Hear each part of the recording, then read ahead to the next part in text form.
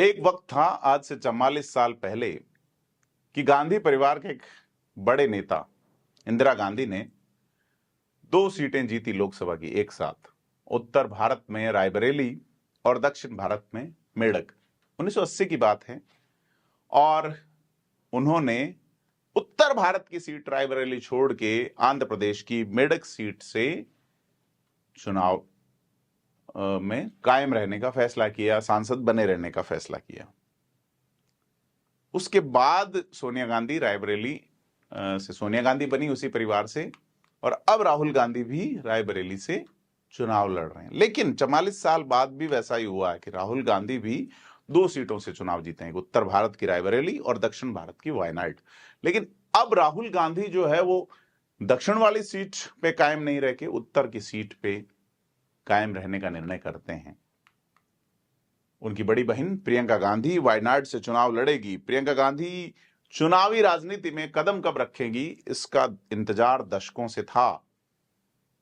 Congress party की घोषणा के बाद चर्चा करना बनता है कि प्रियंका गांधी को वायनाड क्यों भेजा गया, राहुल गांधी ने अपनी दादी के उलट फैसला क्यों लिया है। इस पे बात करेंगे आज। नमस्कार, मैं प्रदीप हूं, आप थिंक 360 देख रहे हैं। 4 जून को कांग्रेस के पूर्व अध्यक्ष राहुल गांधी यूपी की रायबरेली और केरल की वायनाड सीट से चुने गए। तभी तय हो गया था कि एक सीट तो छोड़नी पड़ेगी। पिछली बार उन्होंने दोनों से लड़ा था, जैसे कि अमेठी और वायनाड से लड़ा था। अमेठी में वो हार गए। इधर प्रियंका कैसी दिखती है, इंदिरा जैसी दिखती है वाला नारा इस बार चुनाव में गजब का गूंजा। लोकसभा चुनाव में जब राजस्थान में प्रचार करने जब आई थी, तब यह नारा खास करके भीनमाल में हमने सुना था। तो जब मल्लिकार्जुन खड़गे ने घोषणा की कि राहुल गांधी रायबरेली सीट से सांसद रहेंगे और वायनाड छोड़ेंगे, और यह भी घोषणा कर दी कि वायनाड से प्रियंका गांधी उम्मीदवार होंगी। अब राहुल गांधी परिवार के तीनों वरिष्ठ सदस्य हैं, यानी कि प्रियंका गांधी, सोनिया गांधी और राहुल गांधी तीनों संसद में होंगे। सोनिया गांधी राजस्थान से राज्यसभा में, प्रियंका गांधी, अगर प्रियंका गांधी जीती तो, अगर वायनाड का चुनाव जीतती हैं तो उन्होंने इस प्रस्ताव को स्वीकार करते हुए प्रियंका ने कहा भी है कि मैं वायनाड के लोगों को अपने भाई यानी कि राहुल गांधी की अनुपस्थिति का एहसास नहीं होने दूंगी। और वायनाड से चुनाव लड़ने के कांग्रेस के फैसले को पॉलिटिकल रूप से नेशनल पॉलिटिक्स में किस तरह से देखा जाना चाहिए, इसी पे बात करनी बनती है। क्योंकि प्रियंका गांधी का अब चुनाव लड़ना हैरान नहीं करता, क्योंकि मुझे लगता है कि सवाल यह था कि चुनाव कब लड़ेंगी, और अगर दोनों भाई बहन अमेठी और रायबरेली से चुनाव लड़ते तो क्या होता। क्योंकि प्रियंका ने राहुल गांधी के लिए रायबरेली में मोर्चा संभाल रखा था, और यहां पे कांग्रेस परिवार के खास जो है वो प्रत्याशी रहे, कांग्रेस परिवार के खासम खास रहे। उनको अमेठी से लड़ा के, जो कि गांधी परिवार की सीट मानी जाती है, 3 बार सांसद रहे हैं राहुल गांधी वहां से। तो क्योंकि 2020 में प्रियंका गांधी की पॉलिटिक्स में एक सक्रिय एंट्री होती है, जब चर्चा चली, जब कांग्रेस ने काम दिया पीके को, प्रशांत किशोर को, तो प्रियंका गांधी को सक्रिय राजनीति में लाने की बात कही गई थी। क्योंकि राहुल गांधी की जो छवि है उसको अलग तरीके से प्रस्तुत किया जा रहा था। तो 20 में वो प्रियंका गांधी आती हैं उत्तर प्रदेश, महासचिव बनाई जाती हैं। 2022 के विधानसभा चुनाव के लिए पार्टी को तैयार करने की उन्होंने लड़की हूं लड़ सकती वाला कैंपेन शुरू करती हैं। कई लोग तारीफ भी करते हैं उनकी, लेकिन कांग्रेस को इसका कोई खास फायदा उस चुनाव में हुआ नहीं। कांग्रेस को 2.5% वोट भी नहीं मिल पाए, 2.3% वोट मिले, 2 सीट कांग्रेस जीती।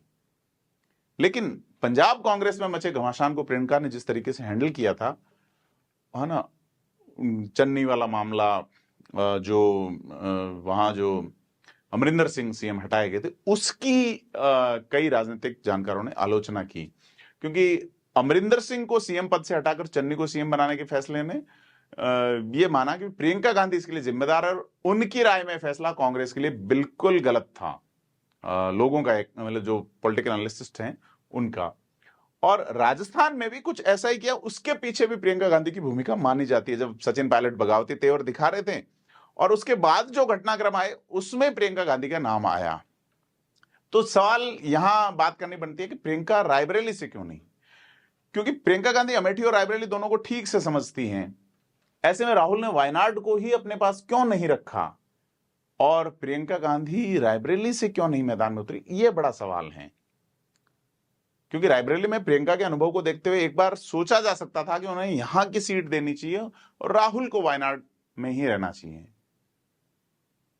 तो इस निर्णय से कांग्रेस ने एक तो यह मैसेज दिया है कि पार्टी का चेहरा राहुल गांधी हैं और रहेंगे, इसलिए उन्हें यूपी से दूर भेजा नहीं जाएगा, खास करके तब जबकि कांग्रेस लोकसभा चुनाव में ठीक प्रदर्शन करने में कामयाब रही। प्रियंका गांधी को भेजा गया जिस तरह से नॉर्थ के कुछ राज्य डिस्टर्ब हो गए थे उनके निर्णयों से, कांग्रेस का यह फैसला जो है शायद नियोजित किया गया है ढंग से। यूपी में कांग्रेस ने जिस तरह का प्रदर्शन किया और बीजेपी को जिस तरह का लॉस हुआ, उसे देखते हुए ये पार्टी संदेश देना चाहती है कि वे उत्तर प्रदेश को कितना महत्व देती है। और अखिलेश और राहुल गांधी के बीच जो स्पष्ट समीकरण बने हैं, उसकी अहमियत को भी पार्टी कम नहीं करना चाहती। दोनों की आपसी समझ और समीकरण से दोनों ही पार्टियों को बड़ा फायदा हुआ है। तब ऐसा लग रहा था कि राहुल वायनाड में ही बने रहेंगे, क्योंकि प्रियंका रायबरेली में थोड़ी ज्यादा सक्रिय थी। तो आपको बता दें कि 2019 में यूपी से कांग्रेस को सिर्फ एक सीट मिली थी, रायबरेली से सिर्फ सोनिया गांधी चुनाव जीत पाई थी। 2014 में 2 सीटें अमेठी और रायबरेली जीती थी। तो इस बार यानी 2024 में कांग्रेस 6 सीटें जीतने में सफल रही। 19 में राहुल गांधी स्मृति ईरानी से हार गए थे। तो इस बार राहुल गांधी रायबरेली में 3,90,000 से जीतते हैं और वायनाड में 3,64,000 से। तो वायनाड में प्रियंका की जो उम्मीदवारी है उसके मायनों को लेकर अगर बात करें तो क्या वहां अब जीत आसान है? क्योंकि अब वायनाड के लोग जो है प्रियंका को किस तरीके से लेते हैं, बात वो है। क्योंकि वायनाड में जब वोटिंग हो गई थी उसके बहुत दिनों बाद भी राहुल ने तय नहीं किया था कि रायबरेली से चुनाव लड़ेंगे। अगर पहले से तय था तो उन्होंने बताया नहीं। अब वायनाड के लोग राहुल के इस फैसले को धोखे के रूप में लेते हैं या नाराजगी जाहिर करते हैं। हालांकि राहुल गांधी ने इसका एक बड़ा भावनात्मक स्पीच दिया। तो यह सारी चीज हैं। तो चूंकि राहुल गांधी की तुलना में प्रियंका की जो भाषा और डायलॉग डिलीवरी है वो थोड़ी सहज है। राहुल गांधी इंग्लिश में सोचते हैं, हिंदी में बोलते हैं, तो ट्रांसलेशन का जो टाइमिंग है उसमें उनके मीम वीम खासा बन जाते हैं। तो लेकिन यहां एक चीज राहुल के पक्ष में भी है कि राहुल ने 5वां लोकसभा चुनाव लड़ा है और प्रियंका गांधी चुनाव पहला लड़ रही हैं। कांग्रेस ने यह तय कर दिया है कि राहुल गांधी ही उनकी ओर से भविष्य के नेता हैं। प्रियंका 18वीं लोकसभा में पहुंच जाती हैं तो यह होगा कि उनकी मां सोनिया गांधी राज्यसभा में और क्या संसद में अपने भाई की परछाई के तौर पर प्रियंका गांधी प्रेजेंट करेगी, यह देखने वाली बात होगी। और यह भी माना जा रहा है कि राहुल गांधी को रायबरेली में रखकर उत्तर प्रदेश में कांग्रेस फिर अपने दम पे जिंदा होने की कोशिश कर रही।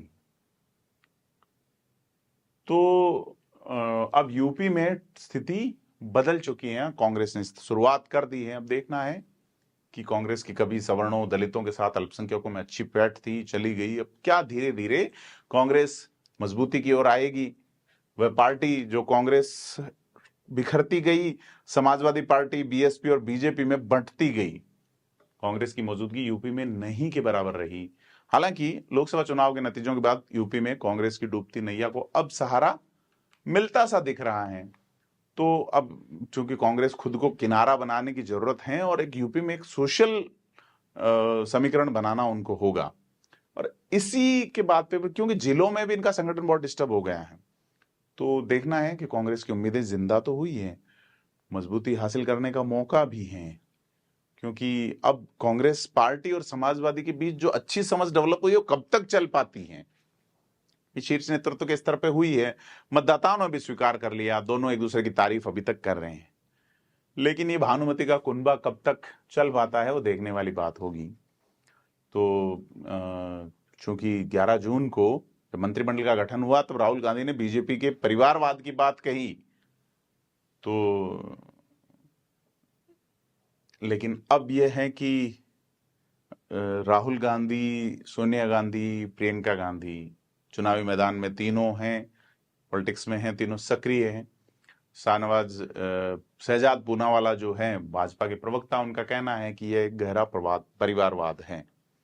तो बड़ी चीज ये है और अगर रायबरेली वाला बात करें कि गांधी नेहरू परिवार की जड़ों की बात करें तो स्पष्ट तौर पे रायबरेली का जो संबंध है फिरोज गांधी से लेकर इंदिरा गांधी, राहुल गांधी, सोनिया गांधी, ऐसे में लगता है कि पहले से तय था कि राहुल रायबरेली से ही सांसद रहेंगे। अब नजर इस पे है कि वायनाड में कब चुनाव होता है और वहां के मतदाता प्रियंका गांधी को कितने वोट देते हैं। आपको क्या लगता है, कमेंट करके बताएं। वीडियो को लाइक शेयर करें। धन्यवाद।